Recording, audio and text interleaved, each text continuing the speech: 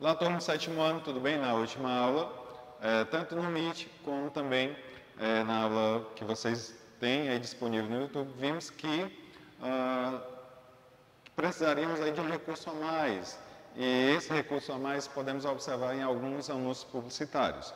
Tudo bem? Então, o que nós vimos foi justamente figuras de linguagem. Vimos metonímia, metáfora e um pouquinho de comparação, catacrese. Tudo bem? Então, vamos verificar se você obteve êxito nos exercícios que foram propostos para você. Principalmente na questão de quando se pede para explicar que tipo de metonímia, onde vocês apresentaram um pouquinho de dúvida na nossa aula online. Mas quem tiver a oportunidade de sanar, espero que realmente alguma dúvida que tenha surgido em torno disso tenha, de fato, sido eliminada. Ok? Então, relacione as colunas e observe os vários tipos de metonímia. O Rio São Francisco produz muita uva. Ouvi Chopin na praia, comi um prato de lagosta. Na praça há muito verde. Então, como você pode observar, temos alguns casos. O autor pela obra, o lugar pelos habitantes, a causa pelo efeito, o continente pelo conteúdo. Então, vamos aqui. O autor pela obra. Então, como você já pode observar, se eu digo ouvi Chopin, então temos aí o item B para a primeira correspondência. O lugar pelos habitantes. Então, nesse caso aqui, você vai estar observando aqui que está se tratando do item A. O Rio São Francisco produz muita uva. Não seria o Rio São Francisco em si, mas sim as pessoas que vivem aí próximo ao Rio São Francisco, pode ser nas margens, os ribeirinhos. Próximo, a causa pelo efeito. Então, se é a causa pelo efeito, você está se deparando aí com o item D. Na praça há muito verde, ok? E, por último, o continente pelo conteúdo, como você pode observar lá no item C. Na praia comi um prato de lagosta. Obviamente que você não comeu o continente, mas sim o conteúdo que estava no continente, ok? Segunda questão. Use os dados a seguir para criar comparações utilizando o elemento comparativo. Quando estamos falando de elemento comparativo, estamos falando do como. Ah, professor, só existe o como elemento de comparação? Não. Podemos aí nos deparar por outros elementos que também podem trazer essa ideia de comparação. Tão quanto, menos que, mas isso veremos mais adiante. Mas o que se utiliza bastante é o conectivo com, tudo bem? Mas não se prendam apenas a ele. Então, ladrão, gato. Então, como resposta ou sugestão de resposta, o ladrão foi rápido como um gato. Então, temos aí uma comparação. Professor, qual seria a diferença entre comparação e metáfora? Então, quando eliminamos o como, se você não utilizasse o como, ficaria o ladrão foi rápido, feito um gato, certo? Então, você acaba fazendo uma afirmação. Se você faz uma afirmação por apresentar semelhança entre os dois indivíduos, você tem uma metáfora. B, carro e furacão. Então, o carro corria tão veloz, olha aí a presença do tão veloz como um furacão. Um furacão. C, vida e giló. Então, minha vida é amarga como um giló. Deve ser amarga mesmo, né? Então, vamos lá. D, vizinha e papagaio. Então, aquela vizinha fala como um papagaio. E o item é apartamento e caixa de fósforos. Então, o apartamento dele é pequeno como uma caixa de fósforos. Terceira questão. Agora, elimine a comparação do exercício anterior para obter uma metáfora. Tudo bem? Então, vamos lá. Ladrão e gato. Então, o ladrão é um gato. B, carro e furacão. O carro é um furacão. C, vida e giló. Minha vida é um giló. Então, como você pode observar, temos aí várias afirmações. Então, quando fazemos uma afirmação por haver um elemento comum os dois que estão sendo comparados, então temos aí uma metáfora. Vizinha e papagaio. Então, aquela vizinha é um papagaio. E o item é apartamento e caixa de fósforo, então o apartamento dele é uma caixa de fósforo. Quarta questão. Construções do tipo dente de alho, barriga da perna e pé da cama são exemplos de catacrese. Como vocês viram, por não haver um nome específico para determinado elemento, acaba se utilizando termos que possam apresentar aí características semelhantes, ok? Ou seja, por não haver aí um termo próprio, acabamos meio que utilizando esses termos. Professor, é bem semelhante ao que nós vimos aí na linguagem conotativa. Isso mesmo. Quinta questão, reconheça as figuras de linguagem e classifique-as. Então, o eufemismo, como vocês viram, é quando a gente utiliza termos mais suaves em relação ao que se diz, ou seja, para substituir termos, digamos assim, grosseiros. Tudo bem? Então, vamos lá. Ele bateu as botas. Isso aqui é claro que trata-se de um eufemismo, ou seja, que alguém acabou morrendo, ou você poderia dizer, ele virou uma estrelinha, no caso. 2. Terrível hemorragia de sangue.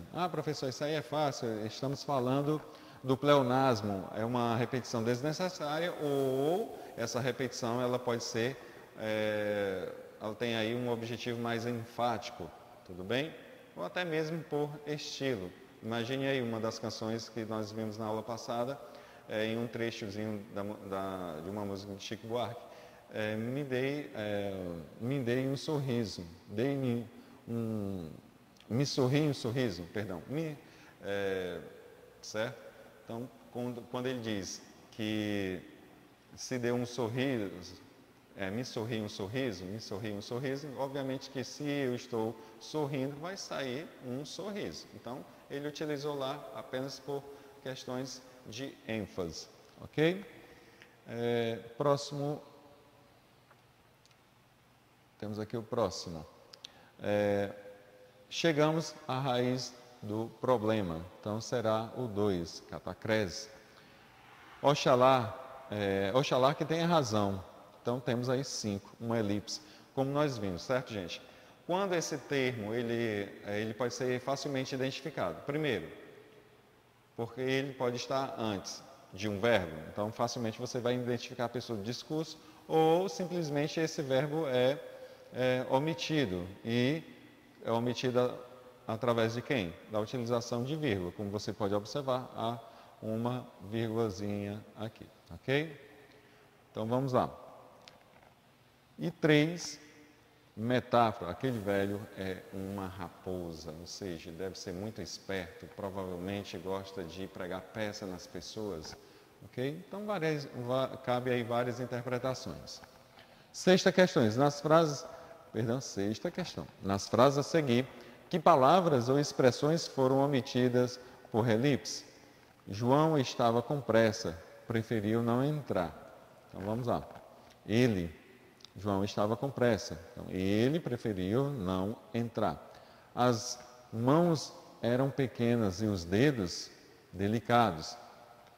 Como você pode observar mais uma vez, olha a presença aqui de vírgula, ok? A vírgula, em alguns casos, no caso da elipse, ela é utilizada para omitir verbos, ok? Então, eram delicados. C. Eu leio o jornal todos os dias. Minha namorada apenas nos fins de semana. Então, qual foi o verbo? Ler, foi omitido. D. No jardim há flores, no pomar, frutas. Então, no jardim há flores, no pomar há frutas. Olha a presença dessa vírgula aqui, gente. Então, quando vocês forem estudar aí pontuação, já saberão o porquê do emprego de vírgula em alguns casos. No caso aqui, eu omiti um verbo. E o item é, você chegou, ela não. Você chegou, ela não chegou ainda, no caso. Primeira questão, então temos aí lá no finalzinho, você tem um pequeno texto em que fala da questão aí da letra cursiva. Tudo bem? Então vamos lá. Com que finalidade o governo de Indiana desobrigou o ensino da escrita cursiva? Para que os alunos passassem a dedicar-se mais à digitação em teclados de computador. Segundo a neurociência, que efeitos provoca a escrita de próprio punho? Olha aí, gente. Olha a neurociência do lado dos professores. Por isso que a gente pede bastante para que vocês escrevam. Sabe por quê? A escrita de próprio punho provoca uma atividade mais intensa no processo das informações. Ou seja, você quando está escrevendo, você não está com a mão cansada, é apenas o seu cérebro está aí adquirindo várias informações e de certa forma alguns se encontram aí sobrecarregados de tanta informação. Isso adquirido através da escrita. Professor, quero que prove isso. A ciência prova, eu não, tá bom? Então vamos aqui. Então, a atividade mais intensa no processamento das informações armazenadas na memória, o que tem conexão direta com a elaboração e a expressão de ideias. Imagine aí quantas ideias não passam pela sua cabeça quando está fazendo uma produção textual.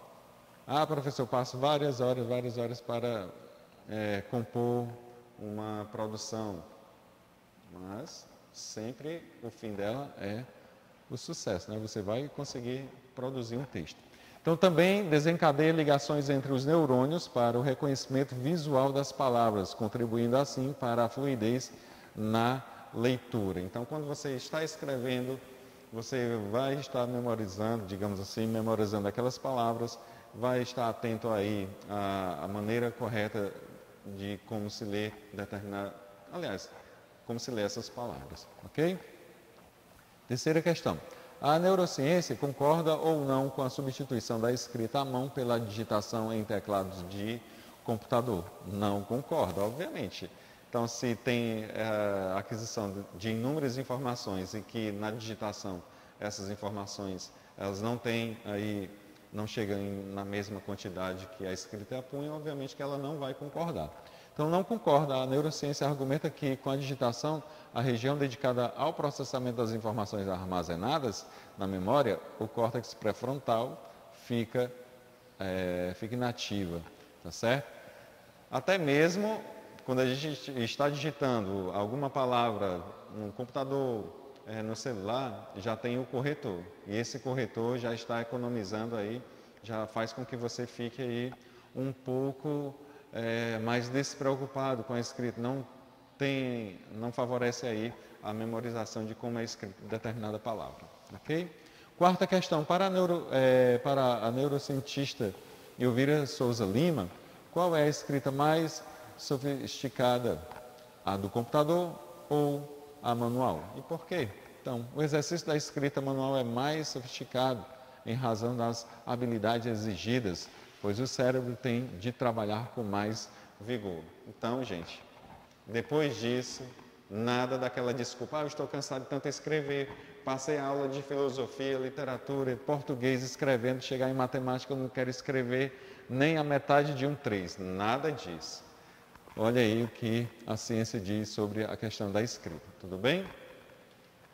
Então, essa página aqui você tem a oportunidade de verificar o que foi trabalhado no capítulo. Espero que você consiga realizar. Lembrando que tem que reler o capítulo para conseguir aí preencher cada espaço que está faltando. Obviamente que se você prestar atenção nas aulas, vai preencher rapidamente, tá bom? Então, gente, como você pode observar na sua agenda, temos aí 2 assuntos. No caso aqui foi a correção sobre o estudo linguístico. No caso, vimos aqui as figuras de linguagem e agora temos aí um novo gênero, o estatuto. Gente, quando se fala de estatuto, estamos falando aí de textos normativos. Então, para que servem esses textos normativos? Então, você pode se deparar com leis,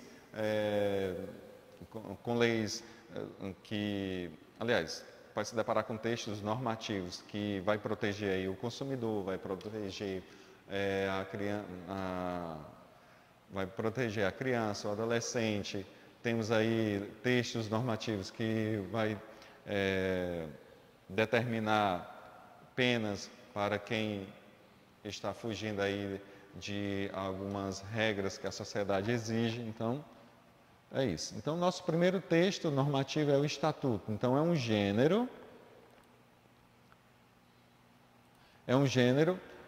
textual de caráter normativo que regula relações de uma coletividade. Pode ser uma empresa, uma instituição pública. No nosso caso, aqui é uma instituição. Então, quando você faz a sua matrícula, você tem um regimento pré-estabelecido aí pela escola em que você deve seguir. Obviamente que nesse regimento vai constar aí algumas obrigações que a escola tem e também algumas obrigações que você tem com a escola. Então, quase em tudo há um texto normativo. Então, estabelece direitos e deveres dos membros dessa coletividade e regula sua relação com outras atividades. Um estatuto pode ser estabelecido pelo conselho diretor da coletividade, bem como pelos poderes executivo e legislativo, a depender de seu âmbito de vigência, assim como outros textos normativos. Está organizado em artigos, tá certo? Em artigos, parágrafos, incisos e alíneas. Veja a seguir como se estrutura a lei de acordo com essa organização. Então, temos aqui o cabeçalho. Presidência da República, Casa Civil, no caso aqui é o departamento em que é responsável por isso, tá certo? Aliás, o órgão responsável por isso.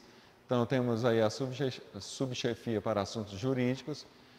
Epígrafe, temos aqui a informação, o registro dessa lei, temos aí o número e a data em que ela foi colocada aí em vigor. Temos também a ementa, então nesse caso aqui dispõe sobre o assunto. No caso, qual seria o assunto? O assunto do estatuto que você está lendo aí, Estatuto do Idoso e das outras providências, tá bom? Temos aqui o artigo, então o artigo instituído, o Estatuto do Idoso destinado a regular os direitos assegurados à pessoa com idade igual ou superior a 60 anos, ok? Então, onde temos aí a descrição de como é aplicado cada regra. No caso aqui, algumas leis que vão defender aí, que vão, digamos assim, preservar os direitos de alguns idosos. Ok? E temos o parágrafo. A garantia e prioridade compreende a redação dada pela lei de número 13.416. Então, como você pode observar, todo o texto normativo, ele vai apresentar essas características. Ok? Então, o inciso. Temos aí, digamos, uma expansão dos artigos, quando aquele artigo não precisa aí de um acréscimo, então precisamos aí estender utilizando o inciso. E quando o inciso precisa de um acréscimo, utilizamos as alíneas. Tudo bem? Representado aqui por quem? Pelo alfabeto, e os incisos pelo algarismo romano. Tudo bem? Então, e o fecho? No caso, temos o fecho aqui, no caso, o local em que onde foi elaborada determinada lei, tudo bem? Onde ela vai apresentar aí o número que ela vai abranger dentro dessa lei que foi elaborada em Brasília, no caso aqui em Brasília, e a assinatura final de quem realmente, digamos aí, acabou assinando essa lei. Obviamente que são essas leis, como nós veremos mais adiante, ela passa por um processo, desde a elaboração até mesmo ver se é uma lei constitucional. Se ela foi assinada, então passou pela Câmara Federal, passou pelo Senado e, por última mão do presidente, no caso ela foi sancionada, ok? Então, gente, terminamos, chegamos ao final. Eu espero que você leia com bastante atenção o Estatuto e verifique mais do que rege esse Estatuto, tudo bem? Então, tchau, até a próxima.